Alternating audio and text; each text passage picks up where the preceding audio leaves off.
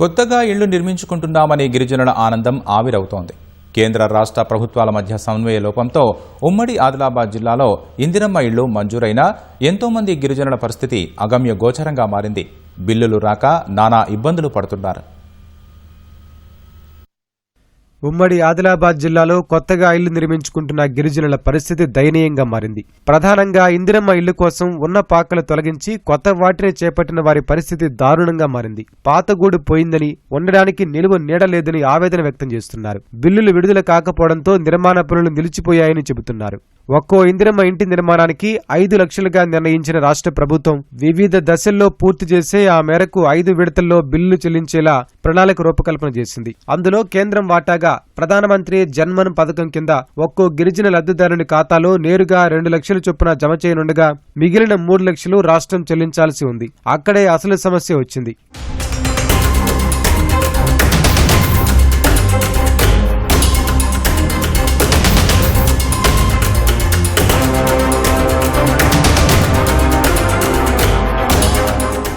కేంద్ర ప్రభుత్వ నిర్ణయం అమల్లోకి రాకముందే ఇళ్ల నిర్మాణం ప్రారంభించిన గిరిజనులను మినహాయిస్తే మిగిలిన లబ్ధిదారులకు బిల్లు మంజూరు కావటం లేదు. గ్రామ కార్యదర్శి పరిశీలించటం, లబ్ధిదారుల ఫోటోలు తీయటం, ఆధార్ కార్డు అనుసంధానం చేయాలని కేంద్ర ప్రభుత్వ నిబంధనల్లో సాంకేతిక కారణాలతో బిల్లుల చెల్లింపుల్లో ప్రతిష్టంభన నెలకొంది. కేంద్ర రాష్ట్ర ప్రభుత్వాల రాజకీయాలతో తాము తీవ్ర ఇబ్బందులకు గురవుతున్నామని బాధితులు ఆవేదన వ్యక్తం చేస్తున్నారు. మేము ఇండ్లు కులగొట్టి దాదాపు 5-6 నెలలు అవుతున్నాము. మాకు ప్రభుత్వాలు ఇప్పుడు సెంట్రల్ గవర్నమెంట్ ఉండని, స్టేట్ గవర్నమెంట్ కూడా ఉండని, మీ రాజకీయం మీరు చేయండి కానీ మా ఇండ్లు అయితే ఇప్పుడు మేము కులగొట్టి ఈ ఎండాకాలం కానీ ఇప్పుడు ఎండలు బాగా ముదురుతున్నాయి. మరి మేము పరిషన్ మీద ఉన్నాం. ఇప్పుడు మేము ఒక్క ఇల్లు కూడా పూర్తి అయితే లేదు. ఒక్క బేస్మెంట్ బిల్లు కూడా రావటం లేదు. బియ్యం పోసినాక 1 లక్షల రూపాయలు లేపించినాం. ఇంకా మాకు పైసలు పడతలే.